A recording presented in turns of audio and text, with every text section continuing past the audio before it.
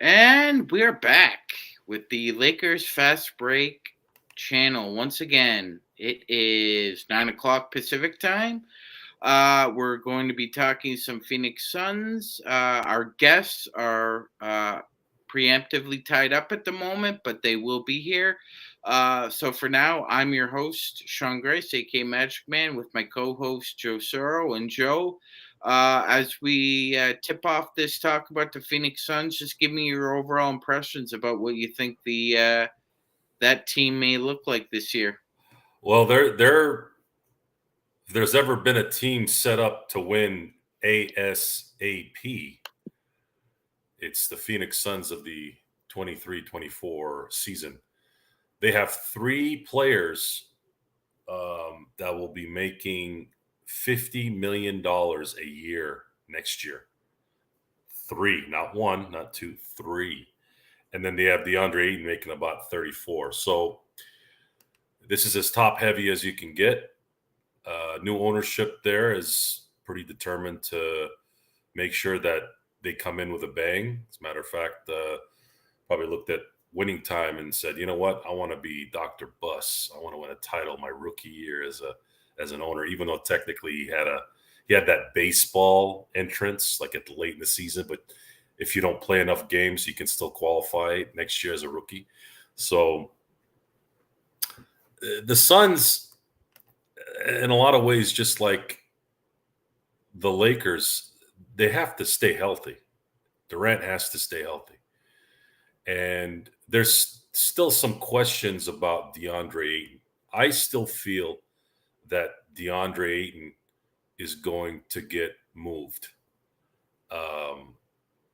Unless some miracle happens where he understands his role more and does what he needs to do, or is what he's supposed to do. I don't know. I just don't see that one. I don't see that one lasting too long.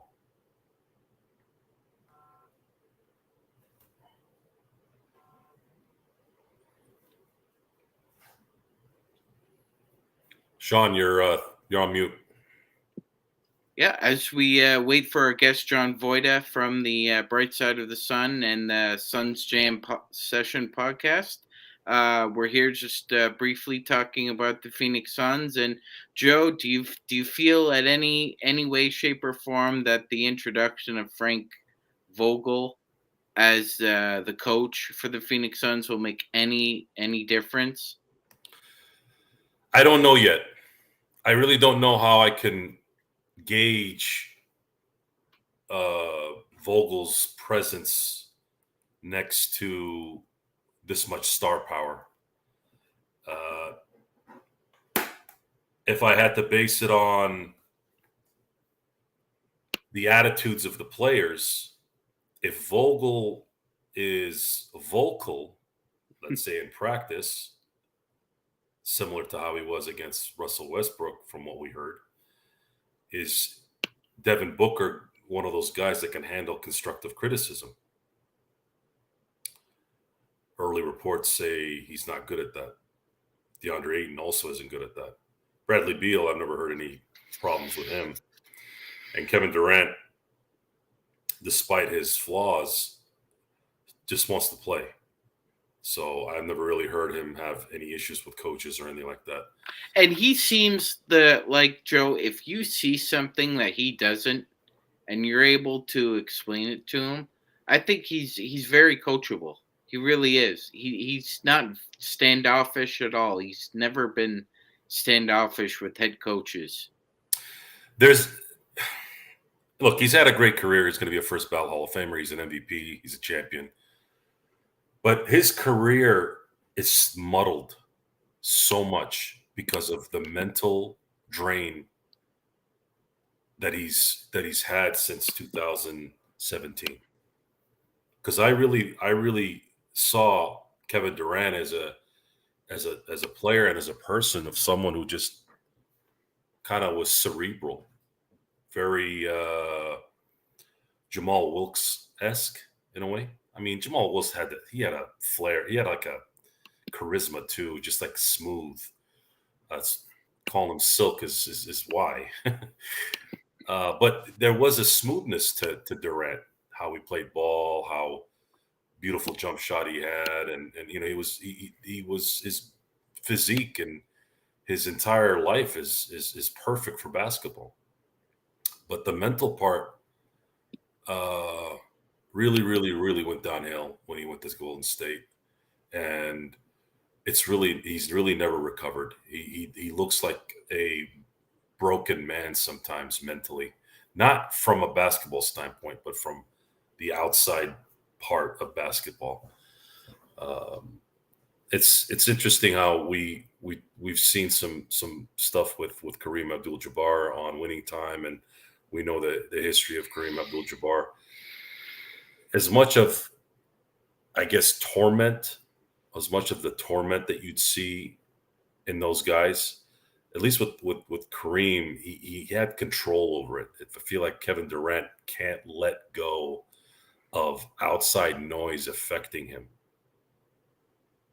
And he's been trying to make up for that since he left Golden State. And, I'm not going to,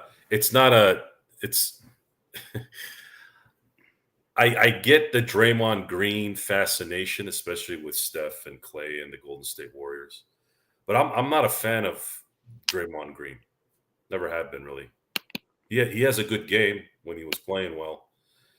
Good defender, good facilitator in a lot of ways. But he cost the Warriors the title in 2016 because he couldn't stop nut kicking guys. And then they blame it on the league. I remember that part distinctively. And then he tells Durant, "We didn't need you. We did this before you got here." And I'm like, did you really? I mean, you had to play LeBron without Kevin Love and Kyrie Irving. If Kyrie Irving and Kevin Love are playing in the 15 series, Golden State's not winning that series. So there's a lot of that. There's a lot of interesting stories, interesting mental games going on. I just wish Durant just didn't let that stuff affect him, because he had from 2007 when he was drafted to 2017, he was just a cool cat.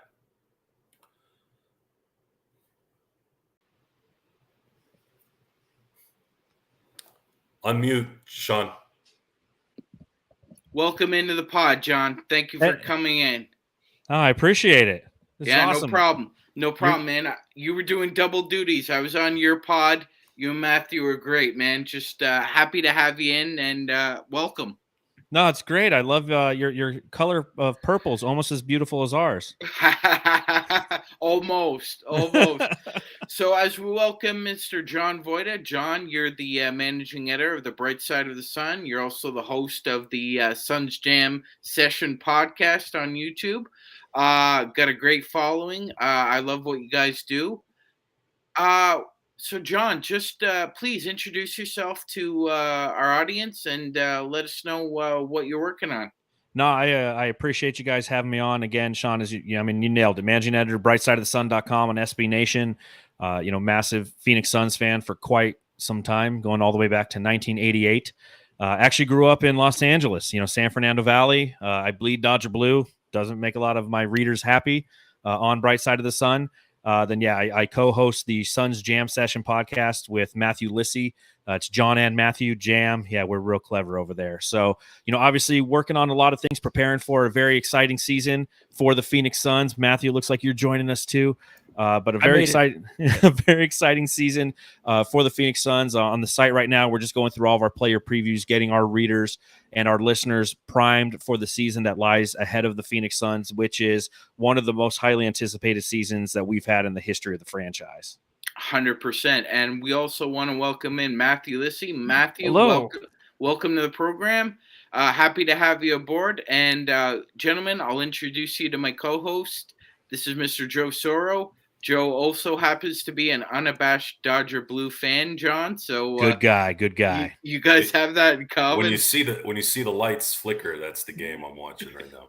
Yeah, Oh, is baseball on right now? Yeah, is we're there a peaking. season going on. We're peaking in September again, like we do every year. So, gentlemen, we're welcoming you guys in because obviously this is a huge year for both the Lakers and the Suns. If either one of those two teams want to get to an NBA Finals, they're likely going to have to beat the other one. And, we'll have to include Denver in that as well. But as we move along here, what are you guys' overall impressions of the construction of the team? We know we were just talking earlier, guys. It's really top heavy, similar, not unlike the Lakers, a little different, but it's top heavy. How did you feel about the offseason? How did you feel about the depth right now? And what do you guys think about the Suns' overall roster 1 to 14? Matthew, I'll let you go. You want me to go first? Yes, please. When Bradley Beal was signed, we're very excited, but we're like, how is it going to work? How is this going to fit? And it was just kind of strange, but he's a star, I guess. I guess we would say he's a star, maybe. He's an all-star twice. So I guess he's a star 3 times, excuse me. Oh, I should know that. But I was kind of like, let's just see how it works. KD's getting older, but I think when they signed Eric Gordon, like that was when all of Suns Twitter and everyone's just like, all right, that's a cherry on the sundae. We got some good backup guys that very minimal contracts that play hard. They have a lot to prove. But when Eric Gordon was signed, I just think that was like, okay, that's our 6th man. That's the crunch guy that we can have. It was always like, who's going to be the 5th starter? But you finish a game with Eric Gordon, I think that kind of just mends it all together. I think they've done a tremendous job putting this team together, but it's just about seeing how it works out. Who wants the ball? Can they be unselfish? That's the biggest question. I think they can, but we'll just see how it works out. But it's exciting. I think when you get rid of guys like Mikal Bridges and Cameron Johnson that are fan favorites for KD, who's older, it was kind of like half and half, or like, it kind of sucks a little bit, but you have KD. It's awesome. But now it's like you had a full offseason with KD, Beal's there, Booker. Let's get this thing going. Let's see how it works out. Because I think right now, obviously, I think on paper, they're probably the best looking team, I think, from top to bottom. Yeah, it's uncharted territory for us as Suns fans, because you got to think, we've never truly had a big 3 or a super team. The only other big 3 we've had was organically grown when we had Steve Nash, Amari Stoudemire, and Sean Marion back in the 7 seconds or less era. So outside of that, we really haven't had big free agents come at the same time, or had an organization and a front office that's willing to trade for players like Kevin Durant and like Bradley Beal and put them around a star like Devin Booker. So when that occurs, we're all just kind of sitting there and, the oh shit moment, like, oh shit, we actually are, we're swinging for the fences finally. Like, we're not sitting here just trying to hit some doubles and hoping that, hit a double, bunt a guy over, play some small ball and try to win a championship, because that's never been successful in our 55 years of a franchise. So we have a new owner in Matt Ishbia who came in, instantly started swinging for the fences. He's doing a lot of things around the organizations that are huge wins for the fans, from taking our games off of Bally Sports and putting on local television so it's accessible for all fans in all local bars to help build the fan base from the bottom up, to reimagining the Ring of Honor, to putting Amari Stoudemire and Sean Marion into the Ring of Honor. There's a lot of things that he's doing to fortify the fan base and fortify this team moving forward. And then you look at the roster construction, as you mentioned, Sean, 1 to 14, and it is a team full of a lot of unproven guys. You have Booker, you have Beal, you have Durant, you got Ayton, who kind of flounders at times. You got Eric Gordon, who's a solid veteran. And then outside of that, it's the Drew Eubanks, Yuta Watanabe, Keita Bates-Diop, Josh Okogie, Damian Lee, a bunch of guys who are fighting for an opportunity to get a contract eventually, to be a part of a winner. They're not those proven veterans or those guys who have come in that have that expectation of, I'm just going to ride off into the sunset and hitch my wagon to a championship contender. They're playing to be a part of a team that's going to give them a lot of national spotlight opportunities, and then go forth and utilize that to propel them moving forward. The majority of them are coming in on veteran minimum 2-year player option deals.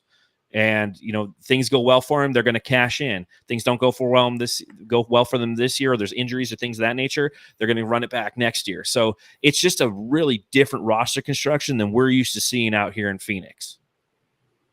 100%. Well said, John. And good segue, because I guess the next beckoning question for a lot of hoop heads out there is, who's playing point guard for the Suns?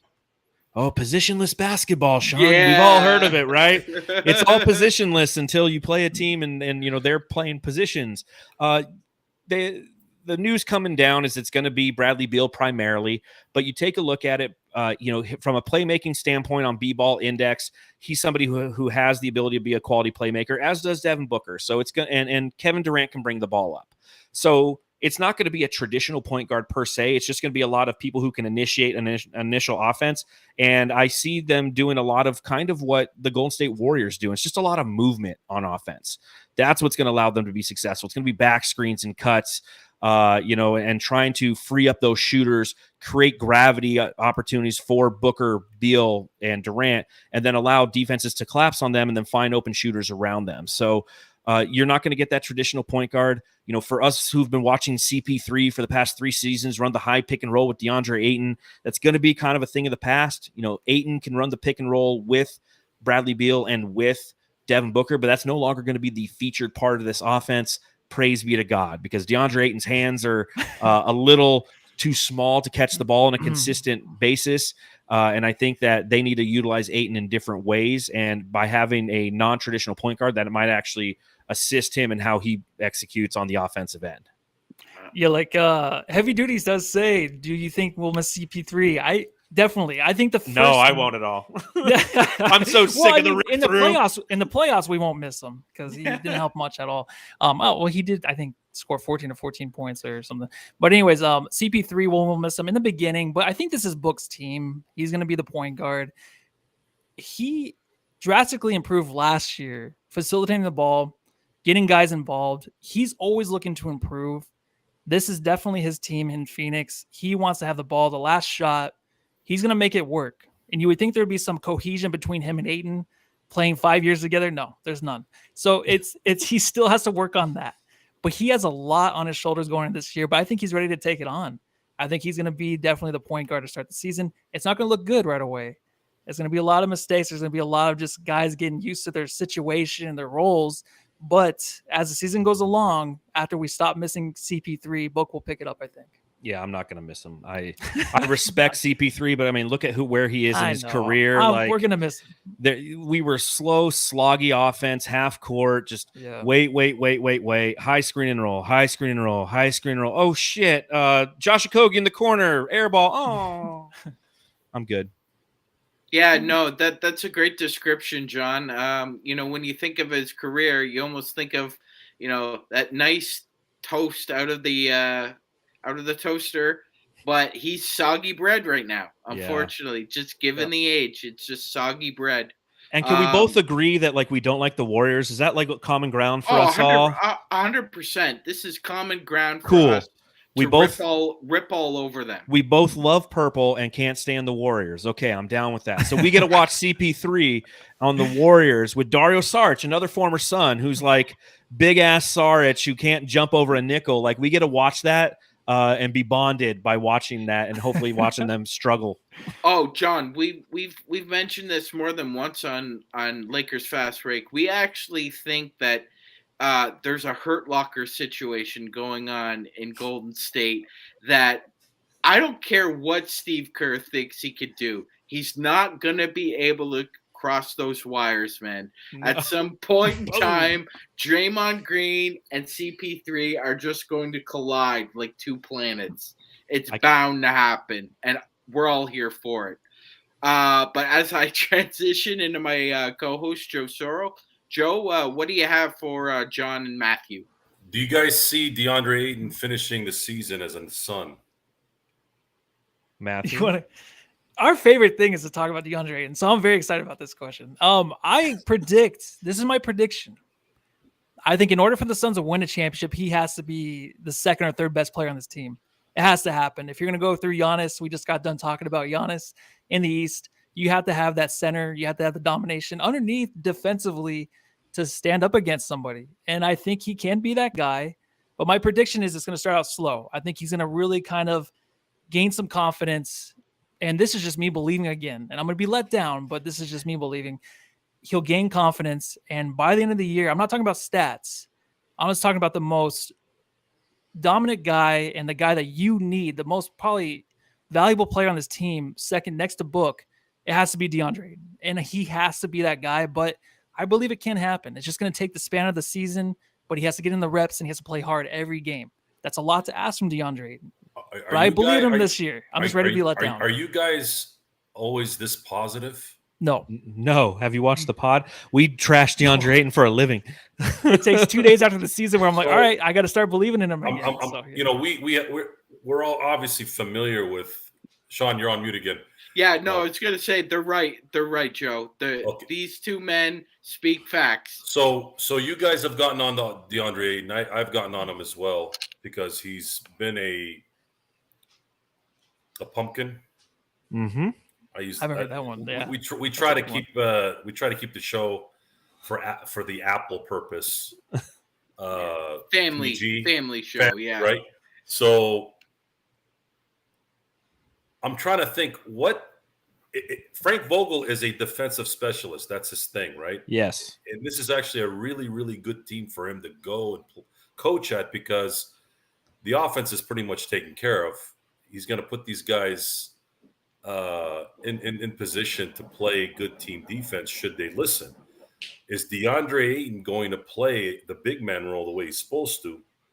And the second Frank Vogel tells Devin Booker, hey, what the hell are you doing? Is he going to start whimpering or is he going to take it as good constructive criticism? Devin Booker is highly coachable and has been his entire career. That's one thing that I've always appreciated about him as a player is you take a look at the front end of his career and it was tumultuous. Every year was a new head coach. Igor Kokoshkov and God, what's Joe something? I mean, we had so many coaches for his first 3 seasons that Earl Watson. Yeah. He had Earl Watson. Who was in between Earl Watson and Igor, Matthew? He looked like Scott Skiles. I don't know his name. Oh, was that Jay Triano? Jay Triano. So in his first 3 seasons, and so he had to learn to be resilient and learn to accept feedback, and he excelled during those time frames, while not throwing fits. Much to Stephen A. Smith's chagrin, because Stephen A. Smith is always like, he needs to be a Nick. But I think that Devin Booker, if Frank Vogel's given him feedback, he will accept that feedback. He doesn't throw fits. He might throw fits on the court when he's frustrated with DeAndre Ayton's play, and we've seen that where he'll throw him the ball and DeAndre just doesn't accept an entry pass or isn't looking for the ball or isn't putting forth effort on the offensive or defensive rebounds. And both CP3 and Devin Booker would kind of get in his pumpkin, if you will. DeAndre Ayton, I think that again, there's some positivity around DeAndre Ayton, and Matthew referenced it. We were both saying that there's no way that he is going to be a member of this team to start the beginning of this season. And then we were like, okay, well, we'll see around the trade deadline. And then it's like with everything that's happened this offseason, Frank Vogel being the ideal coach to come in, a lot of information being put out to the public about the relationship between Monty Williams and DeAndre Ayton, where Monty Williams, behind closed doors, was actively somebody who did not support DeAndre Ayton. Even when he signed a contract extension, didn't call him, didn't say anything to him. Colt shouldered him after that embarrassing Game 7 loss to the Dallas Mavericks in the second round 2 seasons ago, where he benched DeAndre Ayton, hadn't spoke to him leading into Suns Media Day last year. It was just a toxic environment. And Monty, once he left, now there's some optimism again, and that's how it kind of is all this time with DeAndre Ayton. The other thing that's playing in DeAndre Ayton's favor is the fact that he stepped away from the organization. He played for the Bohemian team in the FIBA World Cup qualifiers or Olympic qualifiers, and they won with Eric Gordon by his side. And he stepped away from this organization. He understands that he needs to change the narrative, something that he said himself. And now with Frank Vogel, it's a matter, all the stars are aligned for him. And like Matthew and I have said, it's like, dude, like fool me once, shame on me. Fool me twice, shame on me. Fool me 6 seasons, shame. But this is the season where it's like, if things start to go south, if that aggression that he states that he's going to play with, because he's a lot of talk and not a lot of walk, if that aggression he states he's going to play with starts to, again, not make itself apparent, if Frank Vogel's coaching him and he's not being successful, Matt Ishbia, James Jones, they have no issue getting rid of him if it's not working, because you can break him down from other assets. You can go and get a Nick Claxton and some parts and some draft picks that need to be replenished. So my assumption is DeAndre Ayton knows that he's on borrowed time right now. He could be the missing link, and they could quickly say goodbye. Would that bother him, or does he care? I don't know if he cares.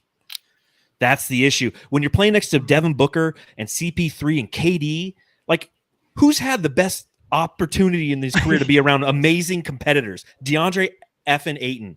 And he's just like, eh. And that's been the issue. Yeah, that's the frustrating part, is when he does care, it looks so good. He's amazing. It looked like Shaq and Kobe at times, with him and Booker. There was stretches where it's like he just can't be stopped. And then he just doesn't care. He doesn't carry on to the next game, the next week. He'll stop. He's good enough. He's got Eldon Campbell-itis. Oh, big time. I remember Eldon Campbell. Yeah. Is that who you guys traded for Kobe?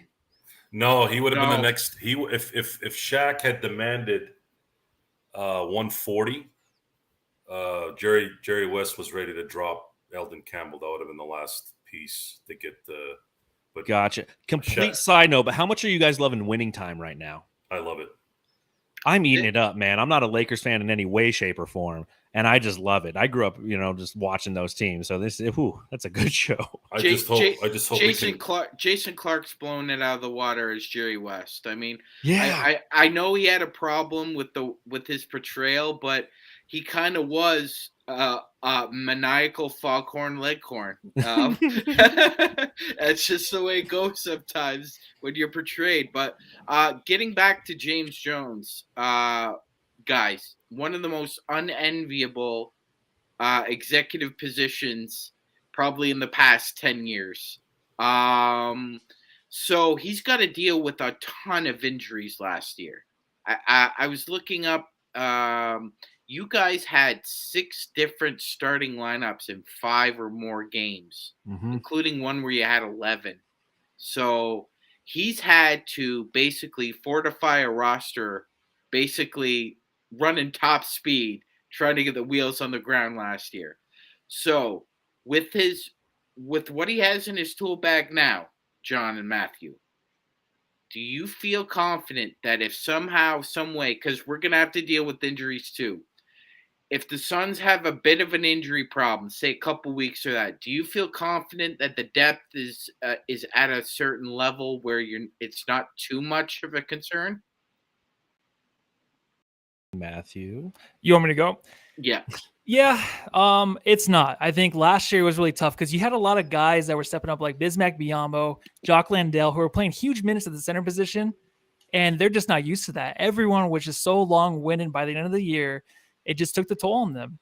This year, we have guys that are they're like minimum contracts, but there's a lot of potential there. They're exciting players, and I think they can actually fill the stat sheet at times. Maybe games just like give some guys some rest. That's the thing, is I feel like the depth that we have, we can give guys rest. Not that a lot of these guys want to rest. Obviously, Beal, Booker, and KD, they want to get their points. But if they need a night off, we have guys that can fill their shoes against lesser teams. I'm very confident in that. Like I said in the beginning, Eric Gordon is huge on this team. But everything else that the Suns have put together, James Jones, fabulous job. And I don't know if going into this season we were that confident in or going into last season of him trading or doing anything at the trade deadline, because he said he wasn't going to, because we had a team of Mikal Bridges and Cameron Johnson that we honestly thought, like, hey, we might have a chance at the title. But it just changed, right? When Ishbia took over, he's like, KD, we're going to get him here. Now it's like if injuries happen, if these guys don't look the same, if things don't work out, Phoenix is a destination too. And I'm looking forward to the trade deadline next year. If Ayton, or I'll bring it back to Ayton just a little bit, if Ayton does not fill the shoes we think he can, he'll be out the door. So I believe in him for sure. Yeah, I think from a roster construction standpoint, as Matthew mentioned, entering last season, we were handicapped all summer by the potential of Kevin Durant coming over. So because of that, James Jones didn't make a lot of moves to fortify a roster that had won 64 wins the year before. much akin to. So we just finished our podcast on the Suns Jam session, and we're doing an Eastern Conference preview. And a lot of teams kind of treaded water, right? They didn't make a bunch of moves. They're like, we'll run it back. We think we got something, another year of growth. And that's what the Suns did. And ultimately it bit them due to the injury bug. And the way that they had constructed the roster and the depth that they had, it didn't necessarily come to fruition that they could be successful time and time again. Whereas this year, as Matthew mentioned, like you have Eric Gordon, you got Jordan Goodwin, who's going to be a defensive stalwart coming over in that Bradley Beal trade from the Washington Wizards. But you also have a lot of wings, and that's what we kind of lacked last year. We lacked wings. We got Yuta Watanabe now. They drafted Toumani Camara. They got Keita Bates-Diop, who I believe will be our fifth starter on this team. We got Bol, which I'm not really a big fan of, but that's like everybody who plays 2K thinks he's amazing. You got Chimezie Metu from the Kings. So it's not names that I feel will strike terror into the heart of the opposition. But if you're down a Beal, if you're down a Booker, if you're down a Durant, you have serviceable players who can fill the roles. Whereas last year, I feel like when guys were going down, we were very shallow in certain areas. James Jones likes to build his roster 3x5, 3 deep at all 5 positions. Last year, he didn't necessarily do that. We had a ton of guards. Saban Lee, who's a 2-way contract guy, got a ton of playing time.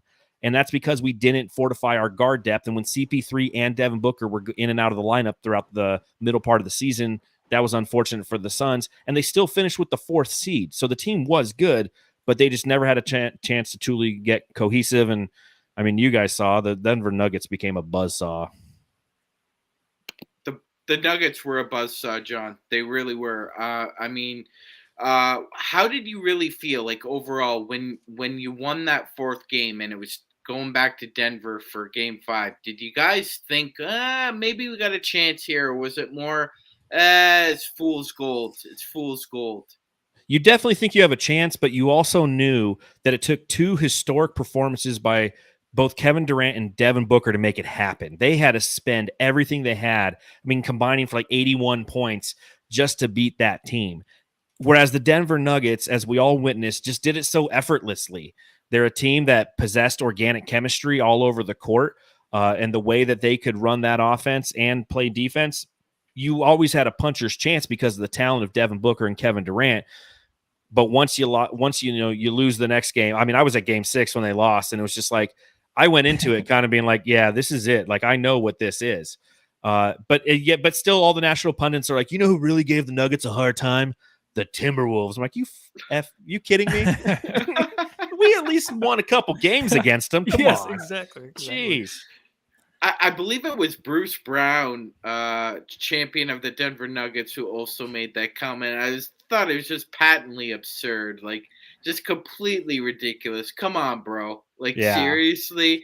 And for a fact, Kevin Durant and Devin Booker are going to be all over him this year.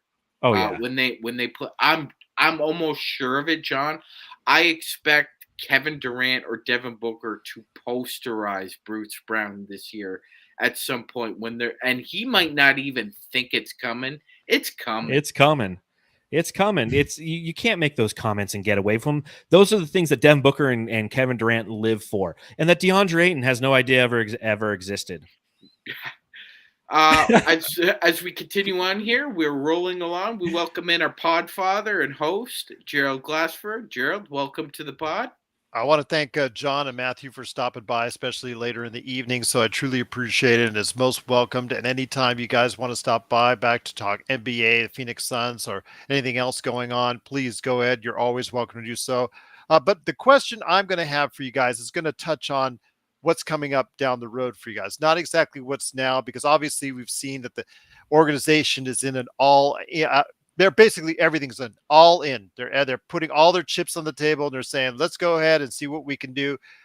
Before I go ahead and touch on that, Joe, can you go ahead and, I know drop some questions for the guys right here. I know my question probably is leaning towards the ends of the conversation, because I want to see if they feel is going on next. But Joe, do you have any conversations for the guys, questions for the guys as far as some things that you'd like to see or ask on the Phoenix Suns? Well, I asked them about what their thoughts were on DeAndre Ayton and what the future holds for him. we haven't gotten to my next question, which is Bradley Beal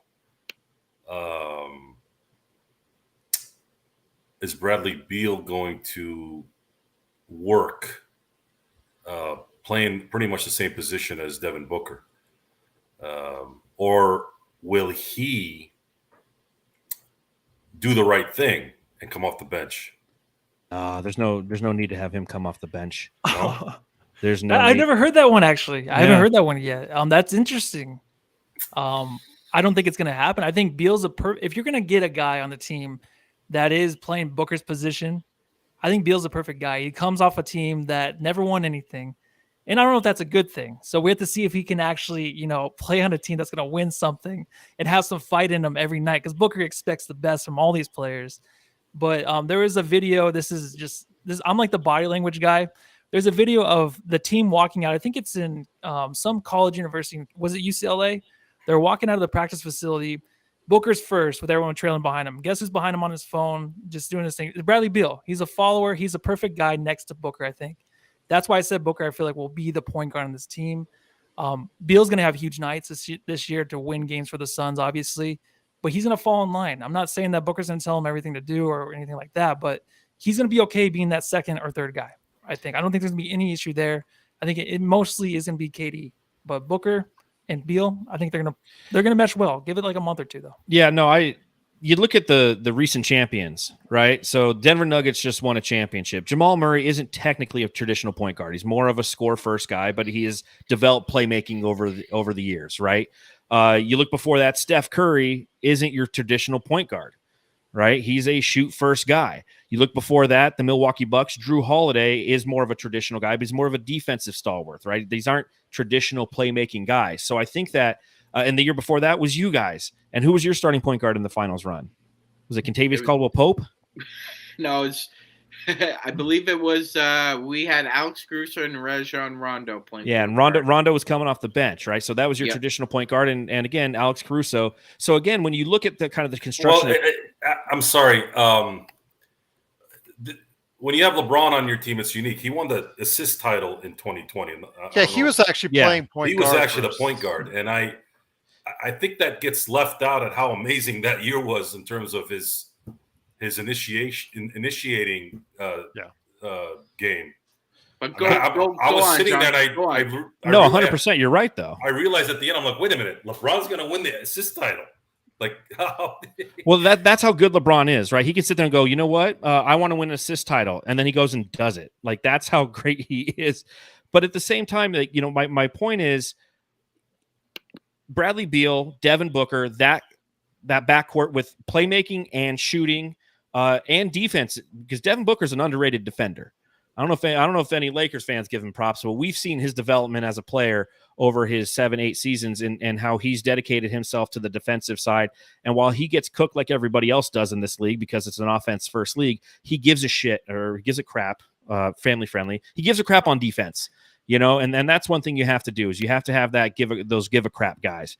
Bradley Beal, again, I haven't seen play consistently on defense because I don't know about you. When I go on a league pass, I'm not watching a bunch of Wizards games. But I think that he's going to embrace the fact that he's going to be the third guy on this team. He's played well in the past being a second or third guy on the team with like Russell Westbrook and with John Wall when he was, playing well and wasn't injured. So I think that he's embracing that opportunity. And that's something that I think that we're all very excited for here in Phoenix is to witness how Bradley Beal is ultimately going to be somebody whose game is going to be. I mean, with Kevin Durant and Devin Booker and the gravity that they're going to have, Bradley Beal is going to have some nights where he cooks. Absolutely.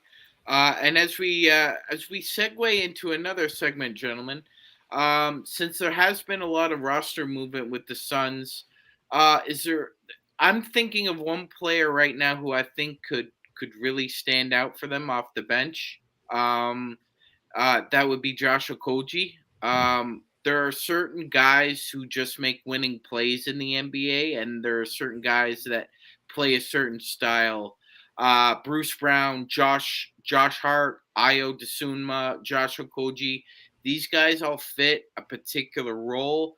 They're undersized guards or wings, but they play a lot bigger than what's on paper. they're ferocious offensive rebounders, and they just seem to be able to find a niche or a role, whatever that is. So Matthew, John, is Josh the guy you think that might stand apart and be part of a strong rotation, or do you guys see another young player for the Suns kind of asserting themselves? Oh, I just get a big smile when I hear Josh's name. Like I kind of forget about him sometimes. And I'm a huge Josh fan, but there's so much going on with this team right now. You kind of forget about the impact he had on this team. And he, like you said, he makes winning plays. He gets such great space between anybody. Going to the rim, he can finish on anybody. But he's always there to make the big play. What was frustrating last year in the playoffs, he missed some games. Monty did not play him. The thing is with him, I don't care about matchups. I don't care about what the other team's playing. I just want him on the floor with that team. Now, if you're talking about crunch time and stuff like that, I think John, of course, will go Eric Gordon probably, and I probably will too. But I always wanted him as the fifth starter on this team. Like you said, he plays bigger than his size, so it doesn't matter to me. I think the guy has heart. He's a fantastic player all around. He's a perfect fifth starter for this team, and he basically just fills all the holes the Suns need while these guys around him, while the stars are just jacking up shots from all the court. I mean, and when they're driving in the lane, like Bradley Beal, like we forget how good of a dunker he is, but there's going to be a lot of movement on that team, and he moves a lot too. So he's the one guy that I'm glad you brought him up because I do forget about him, but I love that guy. He's probably my favorite other than Ayton. I love talking about Ayton. I love talking about Josh, and I love talking about him for like 20 or 30 minutes after the pod because he's that fantastic on the court. He does the little things that you just want these other guys to do and to pay attention to. That's him. Yeah, absolutely. Pardon me for interrupting, John, but I thought I'd just rip on the Minnesota Timberwolves again. Just letting another great role player and defender just go bye-bye. See you later. It makes sense because he was an offensive zero for that team. Like his Twitter handle is call me nonstop because that's what he does is he hustles. And that's where he has made his living in the NBA. And he had a much better season shooting last year. Although we'll never forget the first time Kevin Durant played and we were playing against the Dallas Mavericks and he had 8 wide open 3-pointers from the corner and he missed every one of them. And that's where like, get him out of the lineup. And I've been of that thinking ever since that I love Josh Okogie as a player. I don't think he should be in the starting 5. That's where Matthew and I differ. I think that you need to have KD playing more of a traditional kind of, even though we're going positionless, I want him at the 3 so he doesn't have to play as physical. And so you can kind of maximize his physicality throughout the entire season. You put something like Keita Bates-Diop in at the 4 with Ayton obviously at the 5. But Okogie is a great guy coming off the bench. And again, going back to that roster construction, the way that the Suns and James Jones have kind of developed it is you can have Josh Okogie come in off the bench and he doesn't need to be an offensive force because you have Yuta Watanabe who can be that 3-point shooter. You have Eric Gordon who can facilitate the offense a little bit and be a 3-level scorer. You have Jordan Goodwin who can simply facilitate and focus on defense. So they have this ability, when healthy, obviously, to put different kind of lineups on the floor to accomplish different kind of tasks. If we're up big and we simply want to, if Kevin Durant, Bradley Beal, Devin Booker come out and they go up 12 on a team in the first quarter, you can have that second team unit come in and play lockdown defense to hold the fort. If you need to get a little bit more shooting out there because it's a closer game and you want to continue to have some offensive scoring output while some of your stars are sitting, knowing that Frank Vogel most likely will have 2 of the 3 always on the court, then you can kind of put some more shooters on the court and things of that nature. You have Drew Eubanks, who will be a solid offensive and defensive rebounder for this team. So there's the 2 guys that I really like, to answer your question, Sean, the X factors, those bench guys who are really going to make an impact. Josh Okogie being one of them. Drew Eubanks is another one who you don't hear a lot about him, but he goes out there, he grabs the boards. He's got great defensive efficiency. He's a beast on, he's got great shot deterrence around the rim. He does a lot of those little things right that when you sit and you look at a box score, no one sits there and goes, dude, did you see what Drew Banks did tonight? But he does those little things that help you win games. It's kind of hard to believe because he was up in Portland that they didn't win a lot of games, but I think fitting into this lineup, I think it's really going to be beneficial for him.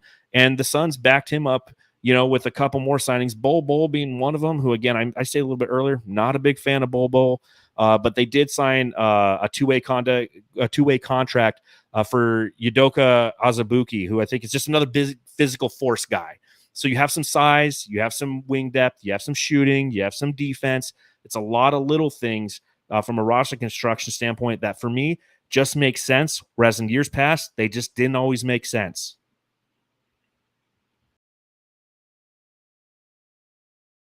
All right. So thank you for that, gentlemen. As we ease on into the podcast, Gerald, do you have any other questions for Matthew and John? Yeah, actually, I had one. I wanted to go ahead and save it towards the end before we get into their thoughts on the Lakers, too, before we head on out. And that is simply, again, as I said earlier, all the chips are in for Phoenix Suns as far as what they want to do is what they're going after.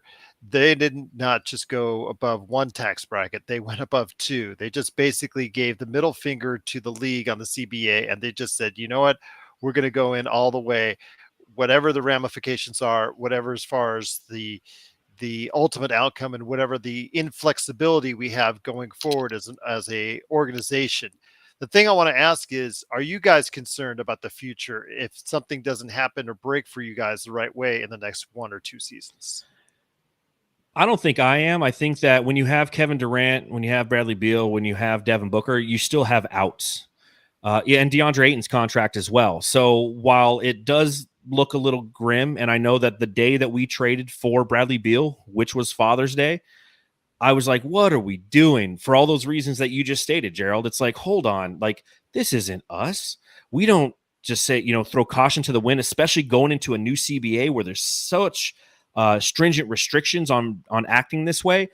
But again, knowing that you have those players as assets, if things aren't starting to work, and you could dish them off, break down, get draft picks. And James Jones did get back some draft picks, some little second round pick moves here and there to kind of fortify the future.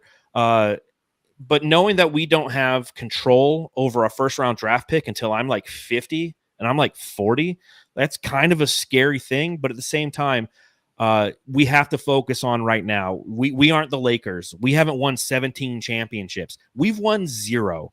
We've technically never hurt anybody's feelings ever. No one's season has gone, oh, we just lost our championship to the Sun. It's never happened. So we've gone from going, you know what? We need to play the short-term greed game while focusing on the long-term greed, to going all in on short-term greed, knowing that Matt Ishbia is willing to spend. He's not doing what Robert Sarver did, which is be rude, misogynistic, and sexually harass his employees and be a tight ass when it comes to how he spends his money. Matt Ishbia is coming in. He's fortifying the fan base by doing all the little things that are going to please the fan base. And he's willing to spend the money and say, as Bruce Arians, who used to be a coach of the Arizona Cardinals, used to say, no risk it, no biscuit. And we're risking it right now. And it's kind of nice to be out there, caution to the wind, knowing that when this car accident happens and I don't have my seatbelt on, I'm going to end up in the hospital, because it's just, we can't. We have to focus on the short term. Well, yeah, no matter who the Suns get, we'll never win a title. So just to get that out there, it's never going to happen. We can love it on paper as much as we want, but yeah, that's just we are a franchise of Aaron Rodgers' Achilles. No. Yeah, and you know what? I'm the guy that I don't care about contracts anymore, especially with the Suns team going forward. I just don't. I think when players want to go somewhere, they're going to get there nowadays. That's just how it is. That's why when we were talking about earlier about the Eastern Conference on our podcast previously, we talked about Joel Embiid. When he becomes a little disgruntled, he already is. This year, though, when he starts to talk, like, those are names. I have a feeling where it's just like, well, why not the Suns? Because that's just the way they are now. And it's like, give up everything for these guys. Every year, there's going to be new players, I feel like, that want to come to the Suns. And we've never really been a destination, but now I think we are. And it's basically because of Booker and Scottsdale. It's those two things. And that's why a lot of these players want to come here. But I think that any kind of big name that's just disgruntled in the future, Phoenix will always kind of be a destination as long as Booker's here. As long as we have a good coach, a good surrounding, the fan base, all of that, players will want to come play here. So I'm not really too worried about the contracts, how much Ishbia is going to play, because he doesn't care. He really doesn't care, obviously. So that's exciting for me, because I've never, even since the getting Chris Paul on this team, like giving up what we gave up. Like, that was such a big thing in Phoenix. Like, no, Kelly Oubre, no, Ricky Rubio, you know what I mean? Like, he's old. No, it's like, we want to win. We want guys here that want to win, and they want to win with Booker. So that's exciting about the future. And I'm not worried too much about the contracts. Yeah, come talk to us in 2027. Yeah. That might be a different story. Oh, I know it will be. We've been there, though, before. We'll do it again. All So right, before- match. Yeah. Yep. Before we head out and let you guys do the shameless self promotion that you gentlemen deserve, because Oh, you don't want to hear my thoughts on the Lakers? Yes. Oh, that's what's coming up next. Yeah. Yeah. Oh, that's okay. Yeah, we're gonna hear about it. John, Matthew, thank you again for coming on. You've been great guests. Will be welcomed again as always. You're a friend of the channel as far as I'm concerned. How do you feel the Lakers are gonna do this year? I think the Lakers are really overrated, and that's just me. I think that it was you were on that side of the bracket in the Western Conference last year that got you to the Western Conference Finals. And remember the Hawks a few years ago when they went to the Eastern Conference Finals, and everybody's like, "Oh, the Hawks are going to be." And then now, granted, you have LeBron James and you have Anthony Davis, so you're always in it. But you have an older LeBron James, which everyone's been saying for 10 years, and you have Anthony Davis, who's made of glass, and Austin Reeves is your third best player. So while I respect the Lakers, I just don't see the hype. So tell me, why are you guys so hyped up on this team? Is it because of recency bias and you went to a Western Conference Finals last year? And, you know, as they say on the Twitter, Austin Reeves is him? Like, what am I missing as a fan? I'll let Joe. I think Joe, can you step in? Because you're usually the most vocal of us three in regards to this. So, Well, you're talking about a team that looked like a top 5 lottery team for 3/4 of the way. They make transactions at the deadline, and a 7th seed ending up in the Western Conference Finals. I can't help but say that having Anthony Davis and LeBron James and guys kind of coming up like Rui and Austin Reeves, it made a difference. And Darvin Ham actually got better with his rotations in the first 2 series.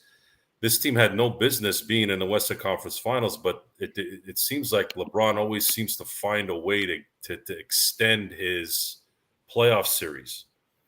If they weren't playing Game 7s for 4 months, practically, I believe the Lakers would have ended up beating Denver. They would have had to have gone perfect.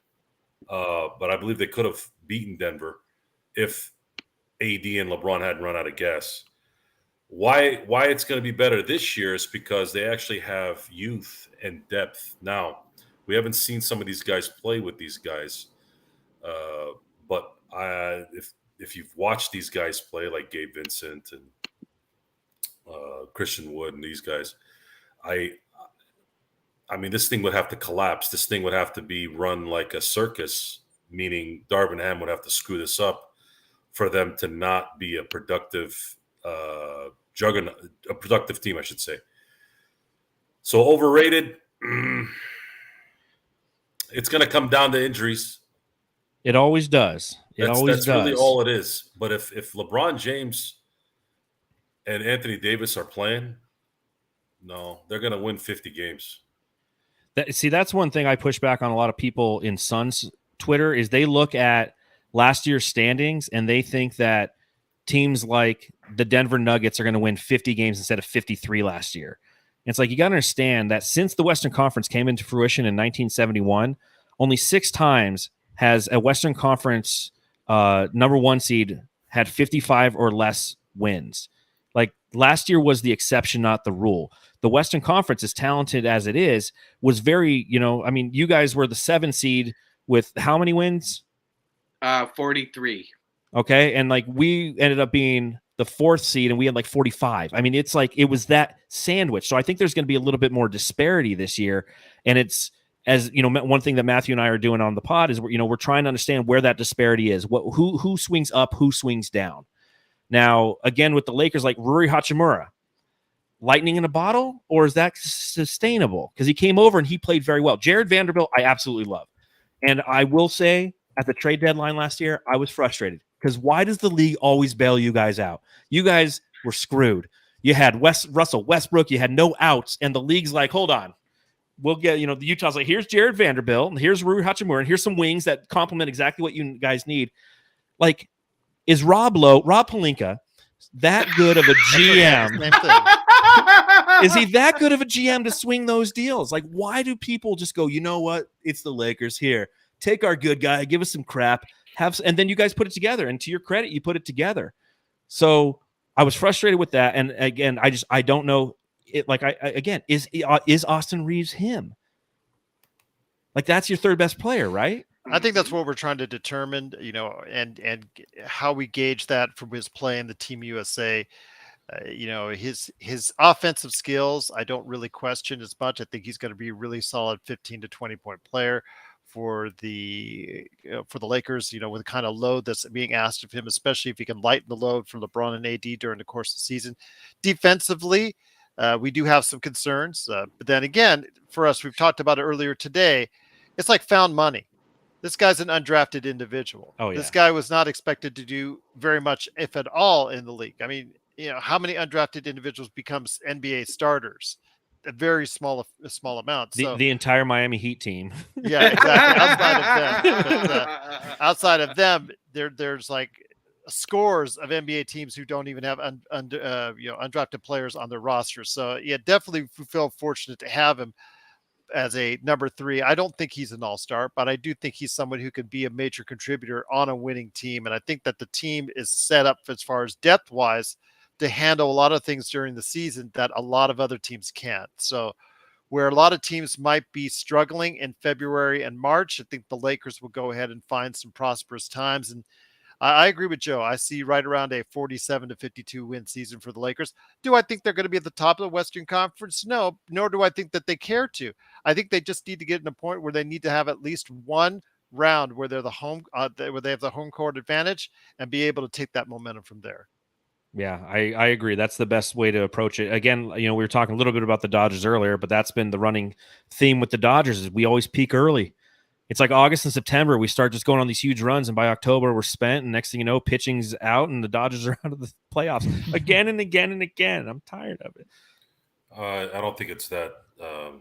It's Dave Roberts. Dave Roberts doesn't have a goddamn clue what the hell he's doing. Well, but he's math. The math says that even if you've retired 9 consecutive guys, if you give up one double, you got to bring in the lefty. Oh, I trust me. I know. I deal with it every October. He is. I just have to say, I think that I'm in Toronto, gentlemen. So I think John Schneider and a few of these other managers are in the Dave Roberts fan club because they played the same stupid. Yes, let's take the spreadsheet from the nerds and just do what they tell us. No feel for the game. That would be a good way to define our ex-coach, Monty Williams, here in Phoenix, is a guy who had no feel for the game. Again, Josh Okogie's crushing it with our all of our starters. The moment the playoffs happen and we play the Clippers, he's like, Torrey Craig, you get your ass in there. I love you so much. And lose the first game, he's like, we'll just keep going with them. Well, that's one thing I want to ask you guys that just hit me. Frank Vogel. You guys now have Frank Vogel as season, someone who we hear at the Lakers Fast Break for the most part on our crew, as far as all the different personalities we have. Most part, we thought that he may have been fired a little bit too soon. Now, offensively, he has his issues. And so you guys got to have a good offensive assistant. That's the first thing I'll tell you. But defensively, there's probably very few that are better than him as far as bringing up some schemes. Our defense and our transition were the keys to us winning the title in the bubble. As simple as that. But I'm hoping that, that the Lakers and the Suns will meet at the Western Conference Finals, but then we'll be able to see and gauge exactly how well, both teams are at. But definitely Frank Vogel will be a big reason why the Phoenix Suns will succeed this coming season, because if he could drop a defense that can help hide some flaws that you guys have, you guys will be able to go ahead and have a good season. Huge fan of his hiring. I know that once Monty Williams was out, it's like, well, hold on. You just fired a guy who got us to an NBA Finals. The next season won 64 games, and then this season happened. What are you doing? But at the same time, it's like, well, we knew what he was doing. He was playing the favorites. He wasn't playing the matchups. He wasn't thinking. He was feeling a little too much with the Phoenix Suns. But then you looked at the market out there, and you're like, oh, well, who are we going to bring in? And out of nowhere, like a white knight, comes Frank Vogel, who says all the right things, is very nice, very courteous, pumps up the players and the pressers. Somebody who, again, has that championship pedigree. And Kevin Young, who was one of the lead candidates and is kind of the offensive mastermind behind the Phoenix Suns, stayed on as his lead assistant. You got the Fizz, you got David Fizdale here as well. So there's a lot of, money spent on the coaching as well. Matt Ishbia is just signing checks. All those people who are paying mortgages back there for United Mortgage, whatever, back in Michigan, thank you, because they're just signing checks. And I think that, with Frank Vogel being here, you're 100% right, Gerald. They always say defense wins championships, right? Well, now you got a guy who's got that mindset, and hopefully, dear God, right, Matthew, just download that to DeAndre Ayton's brain. Yeah, that's the one thing. Yeah, it comes down to DA, and I can't wait to hear maybe in a couple years, 3 years, where Vogel reflects. And he's like, when I got there, I was like, I want DA. I want him, and I need him on this team, and hopefully that that continues. I don't know. He's the one coach that DA definitely needs, and like John said earlier, DA's had the best resume of players around him. Well, we never gave him the respect here in Lakers from day one. Neither do we. Frank Vogel? Yeah, Frank Vogel. Because I thought I was talking Ayton. When we hired Frank Vogel, we hired Kidd along with him. Yeah. Kidd was supposed to be the coach in waiting and all that. And, they gave it the issue with the contract. They didn't give as many years as that other coaches got. I think he got a 3-year at that time instead of like the standard 4, 5, or 6-year contracts that we give some of these coaches. So, yeah, we from the get-go, we never surrounded or support. He didn't even have the full 100% input on his own coaches, to give you an idea. So, yeah, that's something that Frank Vogel has had to deal with it. And yet, he did it with a smile. And he did it, still being able to go ahead and help it win with a championship defense. So, Joe and Sean have been complimentary of Frank Vogel. I have as well. Offensive issues aside, there's no one out there, or actually very few out there, that can build a defense like he can. So, as long as it wasn't Doc Rivers. I think that was the one name where we're just like, please stay away. No Doc. Especially if you're up 3-1 in the series. Exactly. Yes. Or you're just playing basketball. Yeah, I know. Gentlemen, it's been a pleasure having you both on. John and Matthew, you've been great guests. Thank you. And thank you again. I will repeat it again. I consider you guys friends of the show. This has been a great interaction. No, it's been fun. I appreciate it. Yeah, absolutely. So before we head out, guys, please let us know where and when we can catch yourselves. Well, we have the Suns Jam Session podcast. We're the original post-game podcast of the Phoenix Suns. So whenever the Lakers play the Suns and you want to head over to our YouTube channel, just look up Suns Jam. After every game, we go live, starting with the preseason on October 8th. We go live there. Managing editor of BrightSideOfTheSun.com, an SB Nation site for the Phoenix Suns. So you can read my writing there. And follow me on Twitter at Darth Voita. And I'm wherever you see John, I'm usually right next to him. Like, hey, what's up, guys? Yeah, I do write sometimes on Brightside as well, but I'm never really on Twitter as much. So every post game though for the Suns, I'm excited for the season for sure. All right, guys. So with that, appreciate John and Matthew both stopping by for a preview of the Phoenix Suns. Hope to do it again. Guys, I know you do your own pods, but if we could have one of you come on. At least for 1 or 2 games afterwards, and then one of us would be glad to hop on. Or before. How about pre-games? We're doing pre-games as well as our post-games, and I know you guys do post-games. So if you guys have pre-games would be fun. Yeah, that'd be awesome. Yeah, we play you guys plenty. We play in the preseason, the regular season, the postseason. Yeah, we'll have plenty to talk about. Absolutely. So with that, thank you for tuning in, everybody. And from the Lakers Fast Break, see you later. Go Dodgers.